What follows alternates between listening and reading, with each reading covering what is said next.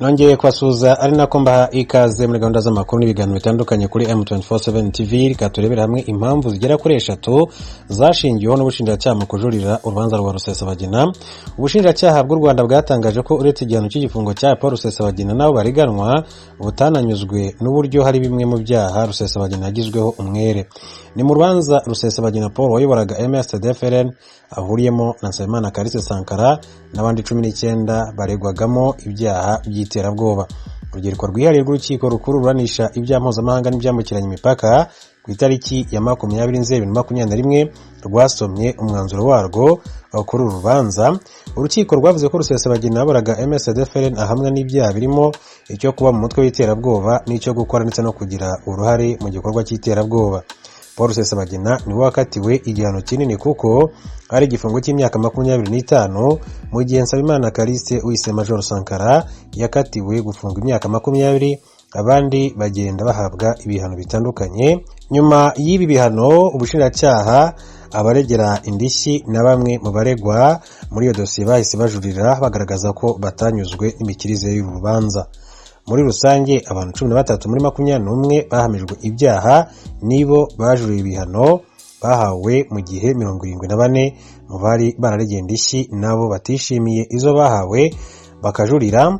Ubusanzwe rero abantu bagera kuri 94 nibo bari baregeye urukiko basaba indishyi zasaga miliyari y'amafaranga y'u Rwanda, ariko abo urukiko rwazemereye ni bake cyane.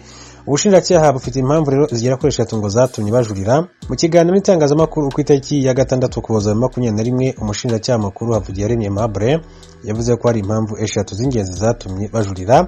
Ati icyajuririwe muri rubanza ntabwo ari igihano gusa. Muri rusange ati byajuriwe birimo kuba ubushinjacyaha butarishimiye icyemezo cy'urukiko cyo kugira Rusesabagina umwere ku cyaha cyo kurema umutwe w'ingabo. Yakomeje agira ati mu bindi twajuriye harimo kuba icyaha cyo gutera inkunga iterabwoba gifatwa nka kimwe mu bigize ibikorwa by'iterabwoba. Ati kuko twumvaga icyifuzo cy'ubushinjacyaha cyari uko cyafatwa nk'icyaha ukwacyo. Yakomeje agira ati hanyuma tunajurira n'igihano twumvaga ko ukurikije amategeko igihano cyatanzwe kitari gikwiriye.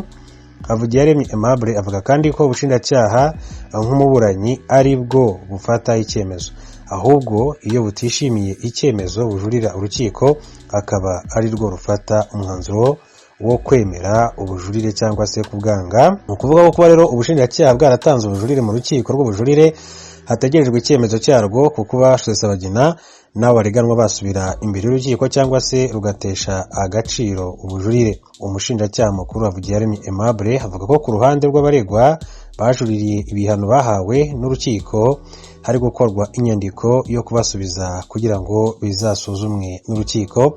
Biteganyijwe ko abaregwa nabo nibamara gutanga inyandiko isubiza ku bujurire bw'ubushinjacyaha, urukiko rw'ubujurire ruzasuzuma ibyatangajwe n'impande zombi rugatangaza niba bazasubira imbere y'urukiko ndetse n'itariki yo kuburana. Mu makuru yandi yakomeje kugenda avugwa, umusore w'umunyarwanda witwa Jean Claude Uwingabire yiciwe mu karere ka Rukiga ahitwa Muhanga. Murambo we bivugwa ko ujyanwa mu bitaro bya Kabare gusa nturaboneka kugeza amagingo angaya. Uwingabire Jean Claude imyaka 26 bivuga ko uburyo yapfuye buteye urujijo, ndetse abaturanyi be ngo babwiye se umubyara Sebastien Habimana ko umwana we yishwe rw'agashinyaguro n'umurambo we ukajyanwa na polisi bagakeka ko yajyanwe mu bitaro, ariko ubu hakaba nta gakuru ngo ke bari bongera kumva.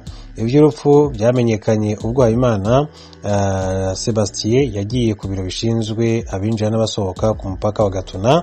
Avuga ko umwana we yabaga muri Uganda ari naho akorera mu myaka 8 ishize. Mbere yo gupfa yajyaga avugana n'umuryango we kenshi kandi ko nta byaha yagakora.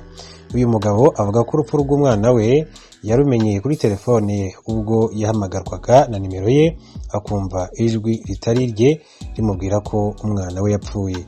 Abaturanyi be ahitwa Nyabubabare bavuganye na Habimana bamubwiye ko umwana we yari asanzwe yitonda. Kugeza ubu ntacyo ubutegetsi bwa Uganda buravuga kuri uru rupfu, ndetse ngo na polisi iragenda bigura intege mu gukora iperereza ku cyaha cyangwa ku cyaba cyarahitanye uyu mwana w'umunyarwanda. Mu makuru yandi, imyaka 9 u Rwanda rubuze Honorable Nyumba Perezida Paul Kagame rero akabona yari yihariye cyane nk'uko akunze kubigarukaho kenshi cyane. Tariki ya 6 Ukuboza 2012 nibwo mu Rwanda humvikanye inkuru y'akababaro y'urupfu rwari Minisitiri w'Uburinganire n'Iterambere ry'Umuryango Honorable Aloysie Inyumba wazize uburwayi. Honorable Inyumba ari umuyobozi wakoze inshingano nyinshi cyane muri guverinoma y'u Rwanda kuva ubwo ingabo za RPA inkotanyi zabahoraga igihugu mwaka w'1994 aba n'umwe mu bagize inteko ishinga amategeko umutwe wa Sena. Umuhango wo kumusezera mu cyubahiro wabereye mu ngoro inteko ishinga amategeko ku itariki ya 10 Ukuboza 2012 witabirwa na Perezida Paul Kagame wanahavugiye ubuhamya bukomeye cyane bw'uyu muyobozi. Ubuhamya yatanze Perezida Paul Kagame yavuze ko Honorable Inyumba Aloysie yari umuyobozi utandukanye n'abandi wakoraga cyane ubutaruhuka ku nshingano ndetse yagiye ahabwa mu gihugu cy'u Rwanda. Mu gusobanura ubwitange Perezida Paul Kagame yatanze urugero rw'urugendo Honorable Inyumba Aloysie yagiriye muri Amerika hamwe n'abandi bayobozi na Jeannette Kagame muri Gashyantare 2012. Ati aho bagarukiye Jeannette aza kumbwira ko yabonye Inyumba arushye cyangwa se akeneye gufashwa kandi abona we atabyumva cyangwa se atanabyitayeho akomeza agakora akazi gusa. Perezida Kagame yavuze ko we na Jeannette ngo bamugira inama yo kujya akora ariko akanaruhuka ariko ntiyabyitaho. Ati akomeza akemura ibindi bibazo, ati ntiyakemura ikibazo cye kimureba gusa. Umukuru w'igihugu yavuze ko byageze aho ategeka Honorable Inyumba Aloysie ko agomba kuba asubitse akazi akabanza kwiyitaho abona kubyemera. Mu gukomeza rero kumusobanura Perezida Paul Kagame icyo gihe yagize ati Inyumba rero ntabwo yari umusenateri, ati umuminisitiri cyangwa se umuguverineri gusa, ntabwo ari byo. Ati ibi ni byiza, ati ni biza bikagenda, ati ni uburyo bwo gukora. Atariko Inyumba yari umukada wa RPF, ati yari umuyobozi yarakenewe mu bitekerezo cyane. Ati niyo bitandukanye rero, ati ntabwo ari ibyo by'amatitire, ntabwo ari ibyo Inyumba ati yarari. Ati muri ubwo buyobozi bwe yari umuntu wiyubaha, ubaha n'abandi, akaba umuntu wiga vuba ibyo atazi, ibyubaka abayobozi. Ati yari n'umuntu wigisha n'abandi. Inyumba yubatse abandi bantu benshi cyane kandi ati yashoboraga kubana akanabanisha n'abatumvikana. Honorable Inyumba yavutse ku itariki 28 Ukuboza mu mwaka w'1964, akaba rero yaraje kwitaba Imana hari ku itariki ya 6 Ukuboza 2012. Aza gushyingurwa rero ku itariki ya 12 muhango wabereye mu ngoro y'inteko ishinga amategeko ku itariki ya 10 z'ukwezi kwa 12 2012. Akaba yitabiriwe na nyakubahwa Perezida wa Repubulika y'u Rwanda Paul Kagame nk'uko twakomeje kujya tubigarukaho yanatangiye n'ubuhamya bukomeye. Tuve kuri inkuru turebe n'andi makuru atandukanye akomeje kugenda agarukwaho. Inteko za leta ya Ethiopia ejo ku munsi wa gatatu zarigaruriye igisagara ca Lalibela mu buraruko bw'igihugu. Ibi byatangajwe n'ibiro by'umushikiranganje wa mbere Abiy Ahmed. Ico gisagara kiri mu ntara ya Amhara mu buraruko bwa Ethiopia, cyari cyaguye mu minwe y'abagwanyi ba TPLF hamwe n'ababashikiye mu mezi ane aheze.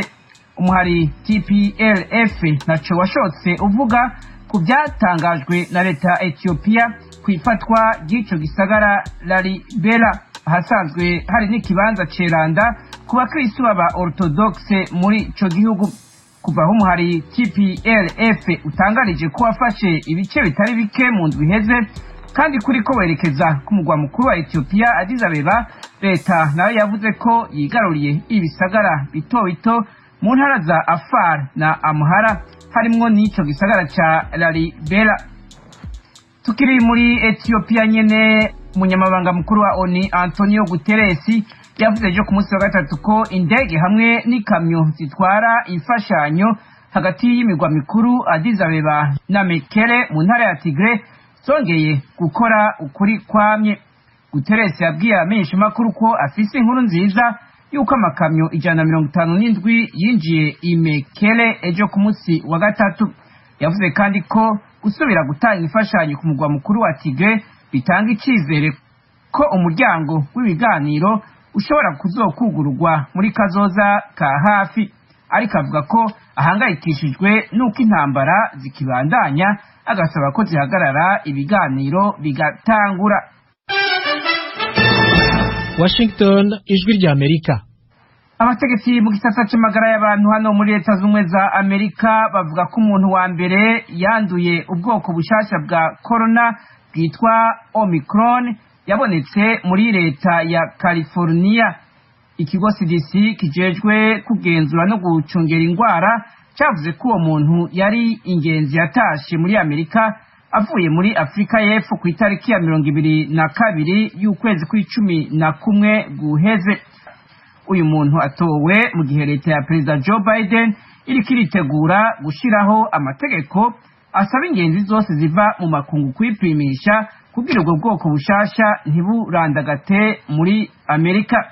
Perezida Joe Biden vyitezwe ko atangaza izi ngingo mu ijambo ashikiriza abanyamerika kuri uyu munsi wa